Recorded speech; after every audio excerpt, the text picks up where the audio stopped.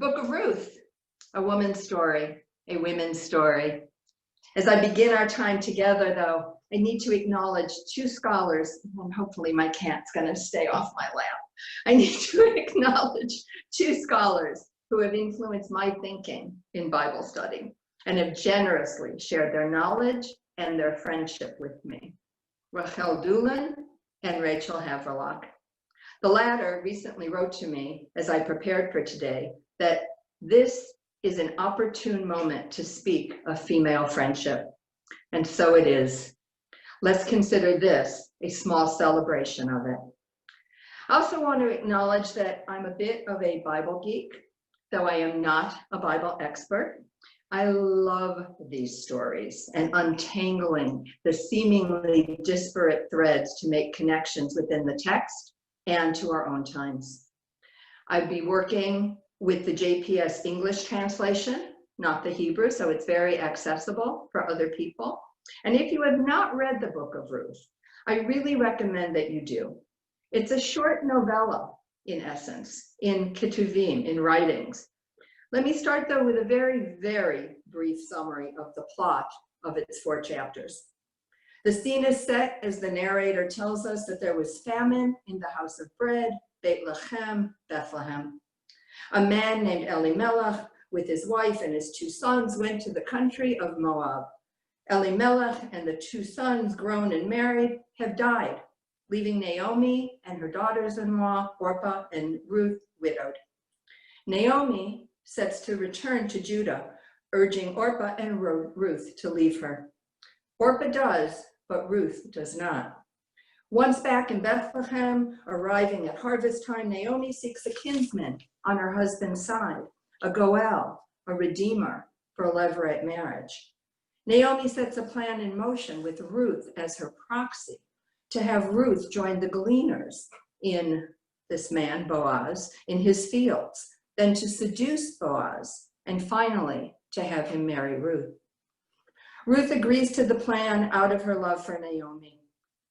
Ultimately, Boaz marries Ruth.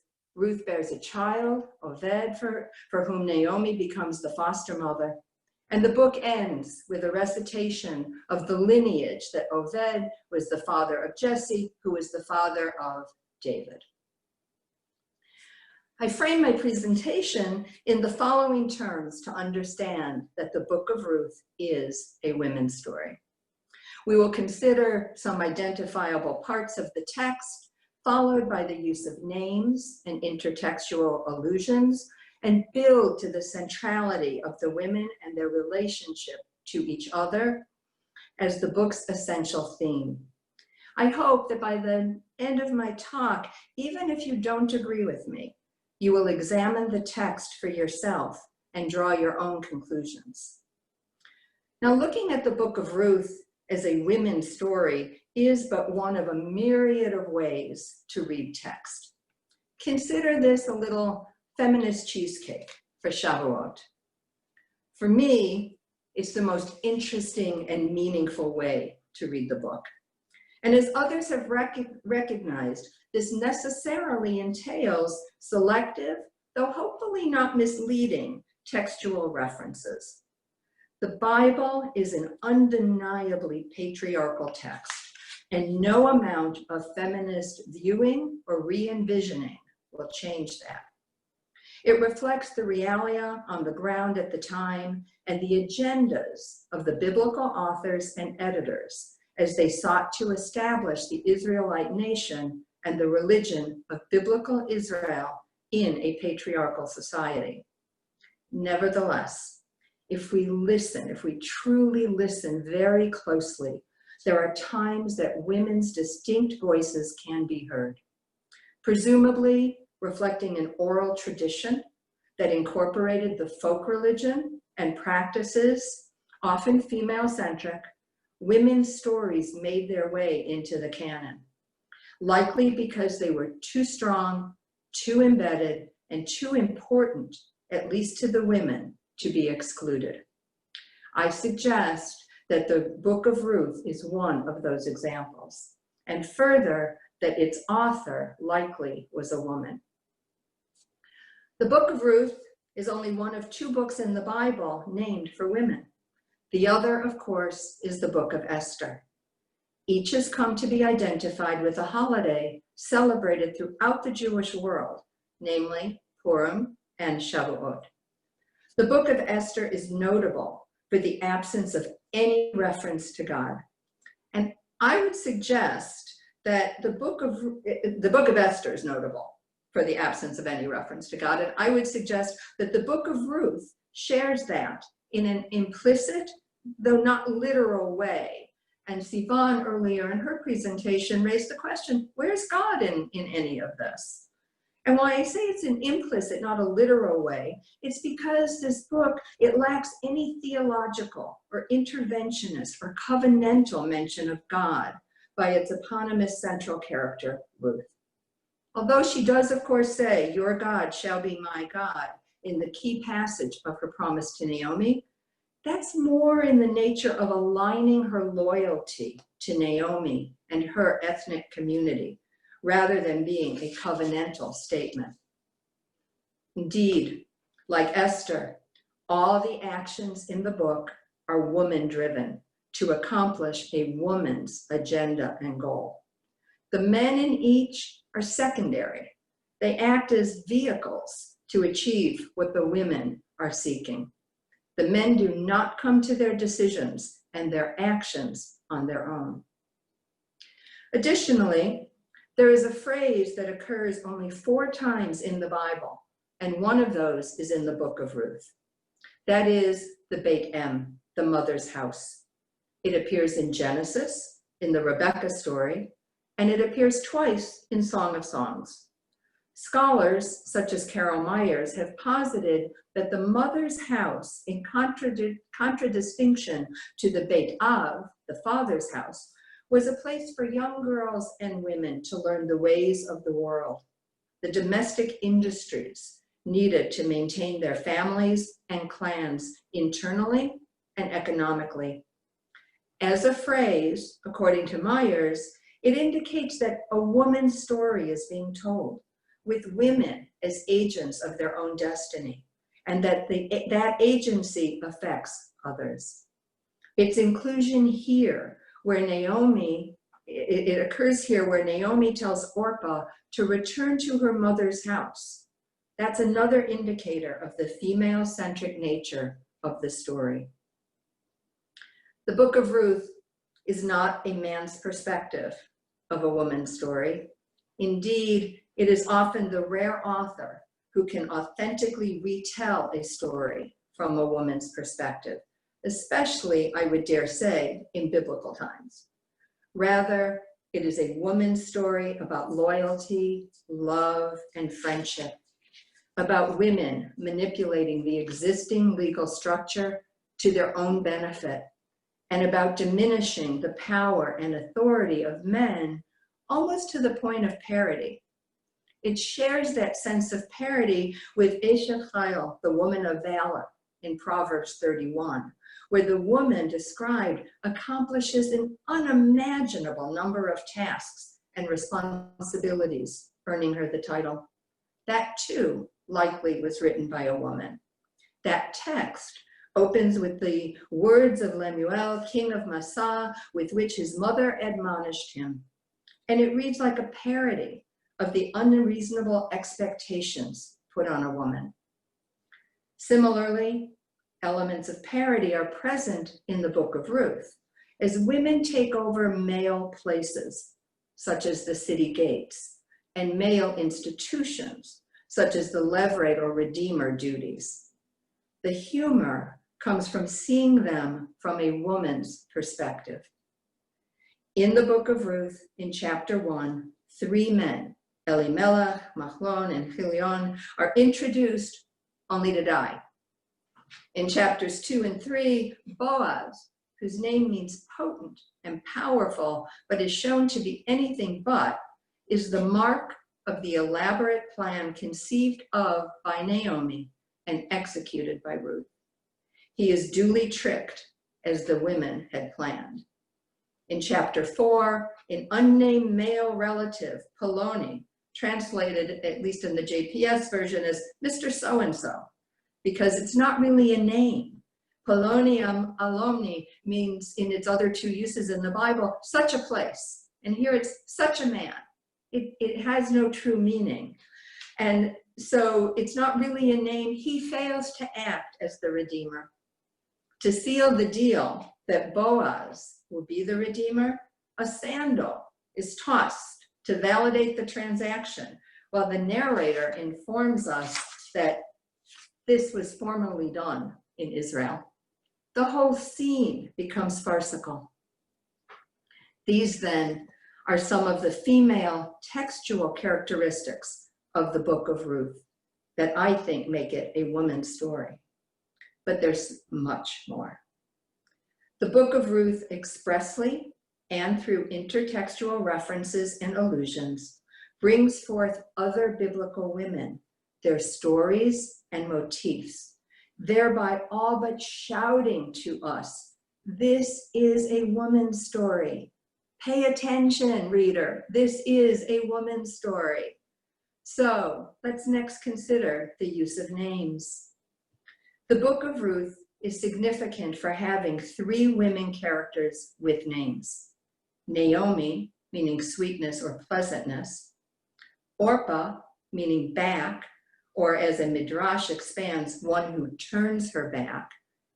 So when she leaves, we are seeing her back. And Ruth, meaning friend. The multiple instances of named women is unusual in itself. In the Hebrew Bible, there are a total of 1,426 characters with names.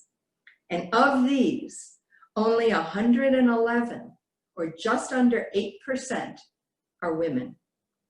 A woman with a name should therefore make us sit up and take notice. Further, each of these three speak. Again, highly unusual, a unique thing in the Bible. A study was done of both the Old and New Testament, but it wasn't broken down between the two texts. And it found that of all the words spoken in the text, only 1.1% were spoken by women. We need to listen to what they say. Additionally, in the last chapter, 3 more women are named.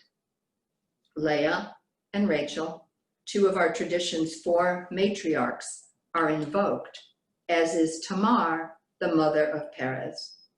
At the time of this story and the point of the chronology that's set forth, this Tamar is the only relevant one.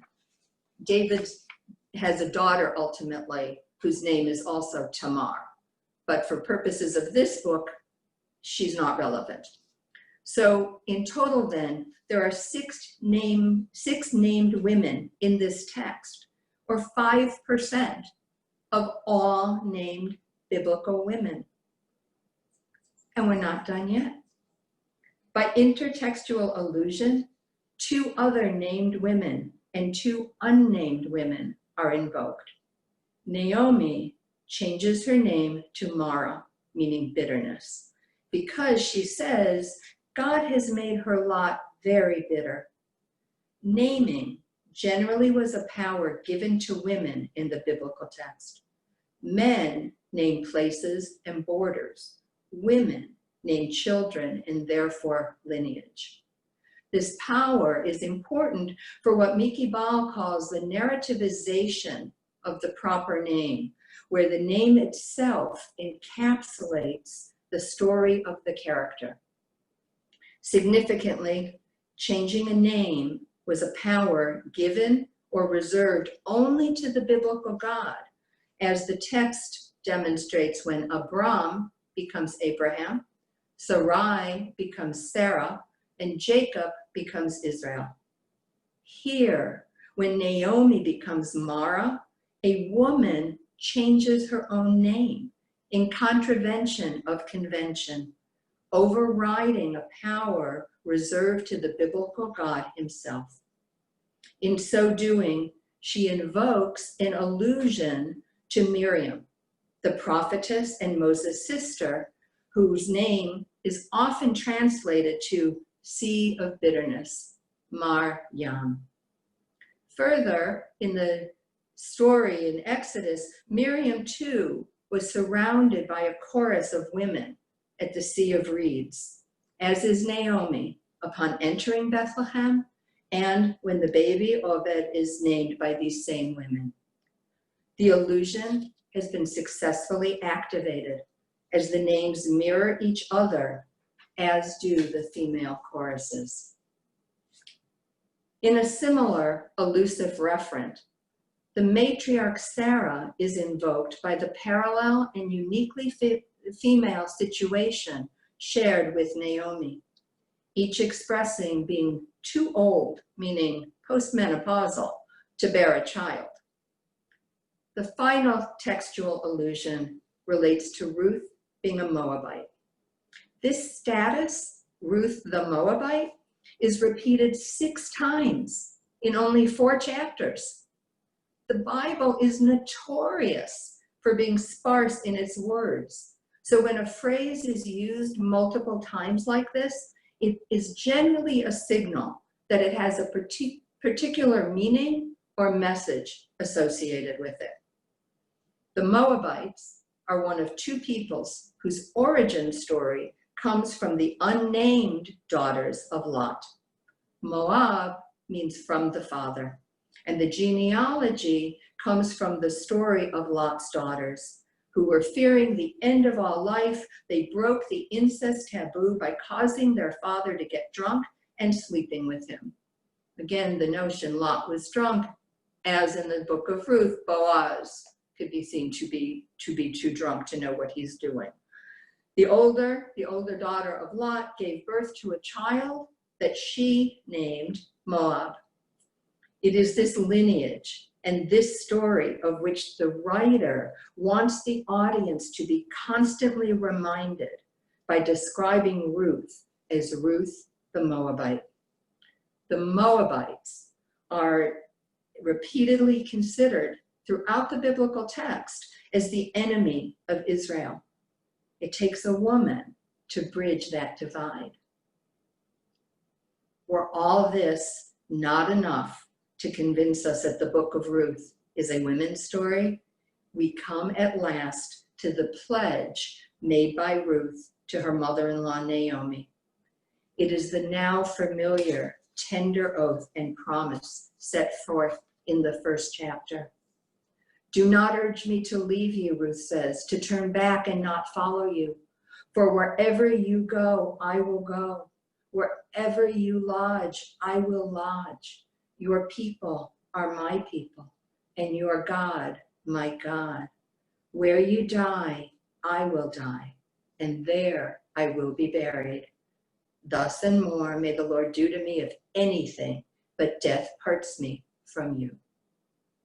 And with this, they embark on a female journey from Moab to Bethlehem.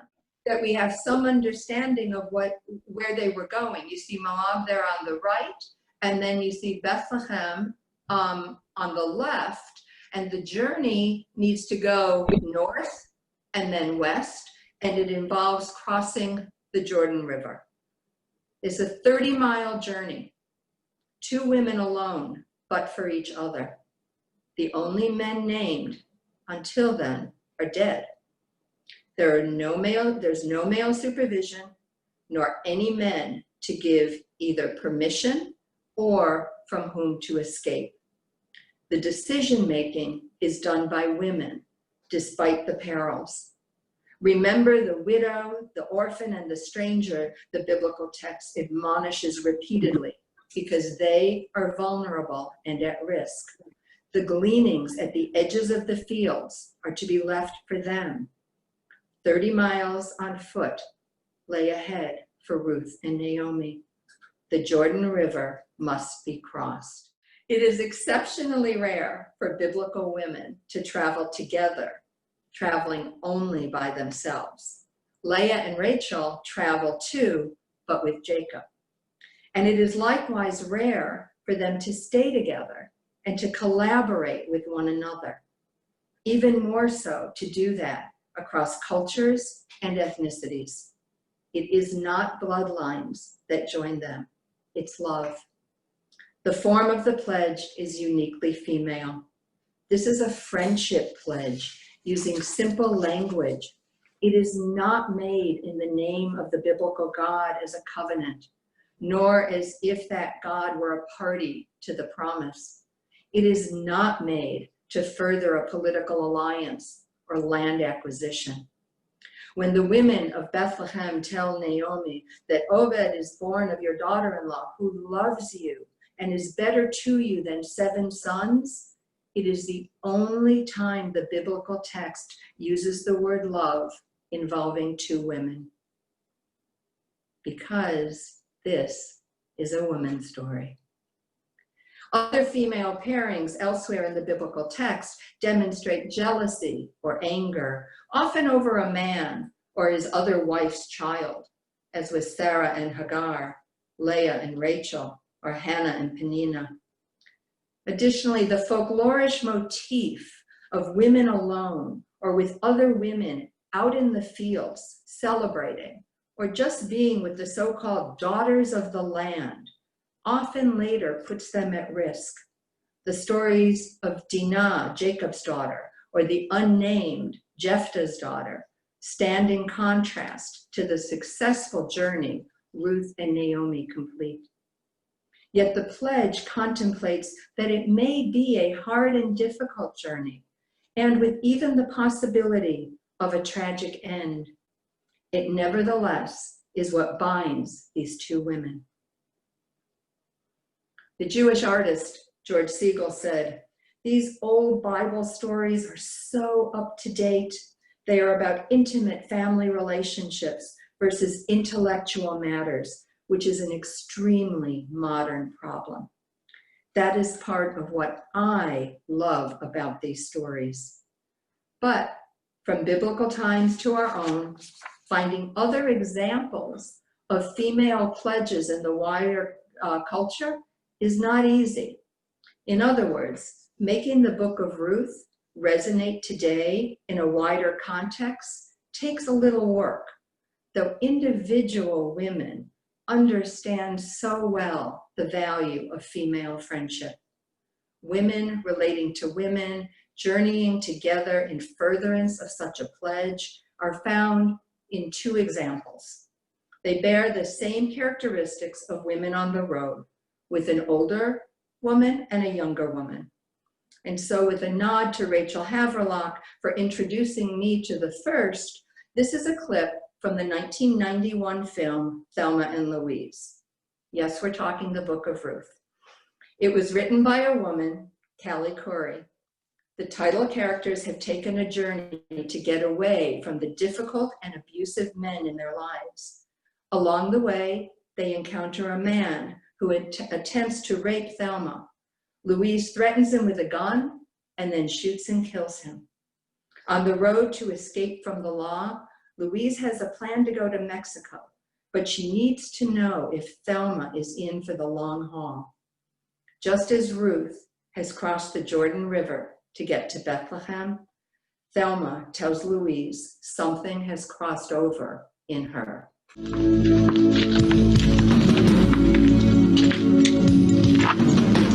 What? You're not gonna give up on me, are you? What do you mean? You're not gonna make a deal with that guy? I mean, I just wanna know.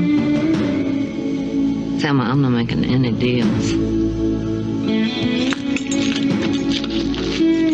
I mean, I'd understand if you were thinking about it. In a way, you got something to go back for. Jimmy and all. Jimmy's not an option. But, I don't know, something's like crossed over in me, and I can't go back. I mean, I just couldn't live. I know. I know what you mean.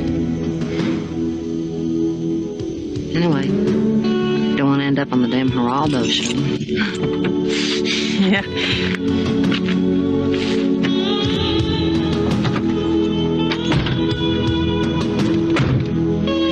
They're charging us with murder. Yeah, they say that we got to figure out if we want to come in dead or alive. Gosh. Do you see anything positive at all? The second is a clip of the opening scene from Gilmore Girls, a television series about a mother and daughter that ran from 2000 to 2007. The series was created by a woman, Amy Sherman Palladino, known most recently for The Marvelous Mrs. Maisel. Each episode opens with the playing of Carole King's song, Where You Lead, rewritten and sung with her daughter, Louise Goffin. The words are eerily similar to Ruth's pledge to Naomi. Where you lead, I will follow, anywhere that you tell me to. If you need me to be with you, I will follow where you lead. If you're out on the road, feeling lonely and so cold, all you have to do is call my name and I'll be there on the next train. Where you lead, I will follow anywhere that you tell me to. If you need me to be with you, I will follow. Where you lead, I will follow. Anywhere that you tell me to. If you need me to be with you, I will follow. Where you lead. Thank you. I have to say, I'm thrilled to pieces that that worked. So let me conclude with a retelling of Ruth's story by Rachel Doolin in her book, Alive, Unabashed, and Passionate, Extraordinary Women of the Bible. Rachel underscores the value and importance of chesed, loving kindness, that she considers the core of the book of Ruth, a woman's story. The sun was setting at the horizon over the hills, and the first stars appeared in the darkening sky. The evening wind was whispering through the grass. The air was crisp, fresh, and clean. The work in the field ended for the day. The gleaners collected their sheaves and left, and the reapers were gathered for their night's rest. To the faint light of dusk, the workers prepared their food as they joined together for a drink and a laugh. It was there that I saw him walking, gaggled by a crowd, young men encircling him, coveting his nearness. I could hear their joyous voices, laughing and singing, enjoying the night's mysterious power in play. I could see him walking amidst the harvesters, shaking hands, rubbing shoulders, touching an arm, and then suddenly, as if by command, I saw him leaving the merriment band, walking slowly, albeit shaky, to his comfortable corner of the threshing floor. I stood there in the dark, bathed and anointed and beautifully dressed. I stood quietly, watching him, entering the safe haven of repose. His shoulders were slightly bent. His arms swung gently at the sides of his body. He stumbled lightly, as if unassured, closing the door behind him at the northern end. The night turned colder as I stood near the door. The stars filled the sky with twinkling lights. The moon seemed so close, wearing a mysterious smile, as if he too were a partner in Naomi's plot, sending me to execute in the thick of night. I wonder what he thought as he laid on the straw. Did he think of the young celebrating the harvest, and the old too tired to partake in the feast? Did he think of his wife, whom he left behind? Is she happy? Is she loyal, lying there all alone? Did he think of those who have no bread to eat, the women who gleaned in his fields of plenty? Did he think of old Naomi, the relative, the friend? Is she hungry? Does she have grain for a meal to come? Or did he enter the threshing floor, slightly drunk and sated, ready to close his eyes and let sleep embrace him in comfort and peace? As I stood outside the threshing floor door, the wind grew in strength and the stars disappeared. The sky was suddenly covered with light clouds, and the light of the moon penetrated palely through the fog. In the cold of the night, I stood there and wondered, did the thought cross his mind that I was at the door, shivering and trembling in hesitation and fear? Did he listen to the wind as he laid sated and content, bearing sounds of my trepidation, sighs of my unrest? As I stood in front of the closed door in the cold and the wind blew my hair and burned my skin, I suddenly remembered an old truth I once heard, told by women near a well in a town far away. The inaction of men was the root of our trouble. So they taught as they drew the water to drink. It was the woman, Tamar, the wife of so I heard them say, who boldly forced the old patriarch to act. She acted like a whore at the side of the road. She bore twins and had a good life, so I heard them say.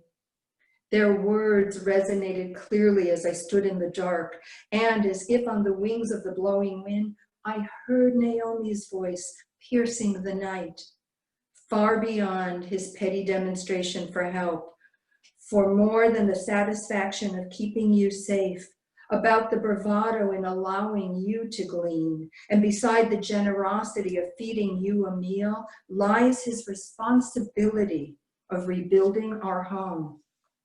I knew at that moment Naomi was right. I knew at that juncture her words were correct. Boaz, the brave, the man of means and of courage, he held the key to save us from strife, and I, Ruth, the daughter, the woman from Moab, held the power to force him to act in the right. At the advice of Naomi, whom I dearly love, and in accordance with the customs of his own hometown, I decided to enter through the closed door. I decided to invade his comfortable space. I decided to demand what is expected from him, Boaz, the Goel, the relative, the friend. So I approached the door of the threshing floor in the cold night of Bethlehem, my new homeland. I stood alone as my body trembled in fear. My heart was beating to the rhythm of life. My pulse was palpitating to the beat of hope. And all of a sudden, as if in a miracle, the wind stopped its cry and the trees stood calm. The stars reappeared in their course anew. The moon sent its rays of hope to the land, and a sweet, fragrant vapor filled the air with warmth. I opened the door. I laid at his feet. I uncovered his body. I broke the silence and spoke.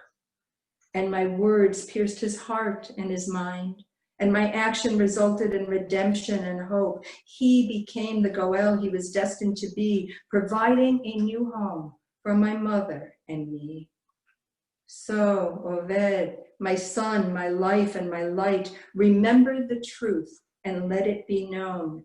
Let women gain courage in hearing the tale. Let children learn from the wisdom of old. By my persistence, you bore the fruit of rectitude.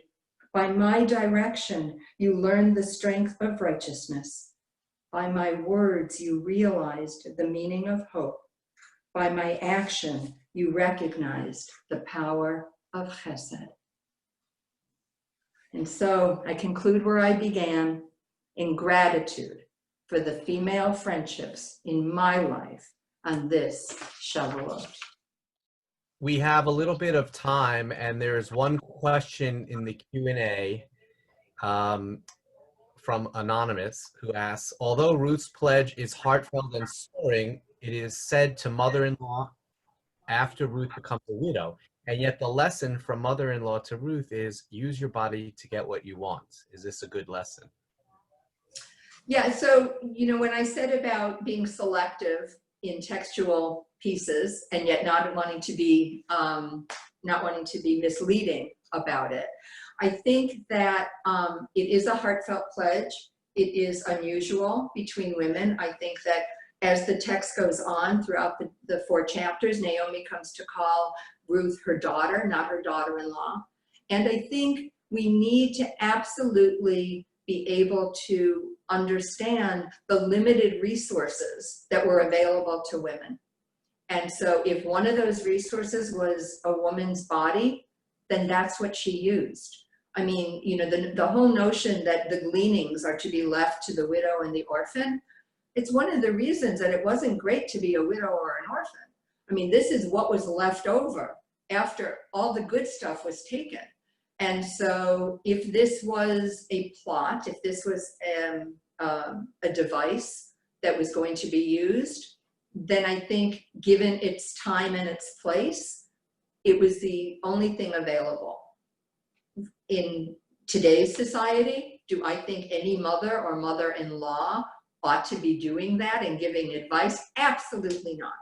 I mean, we could like create an entirely different narrative and instead of interpretation on the book of Ruth as evidence of sex trafficking. But, you know, I think for some things we do need to put it in its own context and in its own place. Thank you. And if other folks want to type in a question in either the chat or the Q&A, please do. One of the things that really struck me, and I want to make sure I remember it, is the statistic you offered. Did you say it was only 8% of the names? Yes, it is just under 8%. There's 111 named women where they have names, that they are not somebody's daughter, somebody's mother, somebody's wife. And so according to my math, it comes out to just under 8%, 111.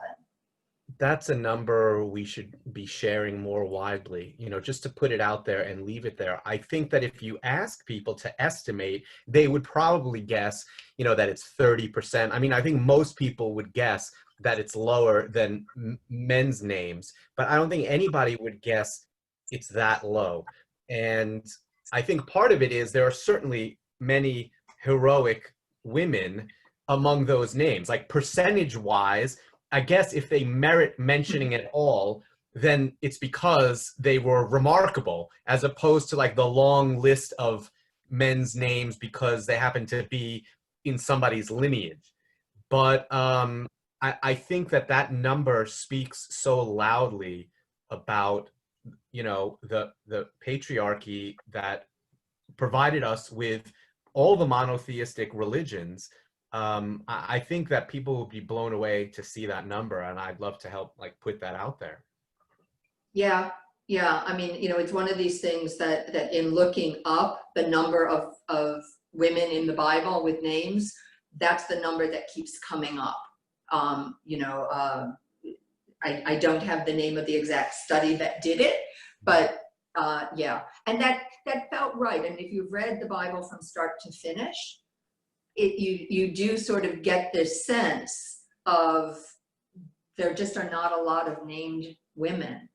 And again, as with, you know, there are certain rules of understanding when you're going to be reading and interpreting biblical text. And so one of them is, you know, if something is repeated, pay attention to it, right? If the phrase is going to be either together or in multiple places, pay attention to it.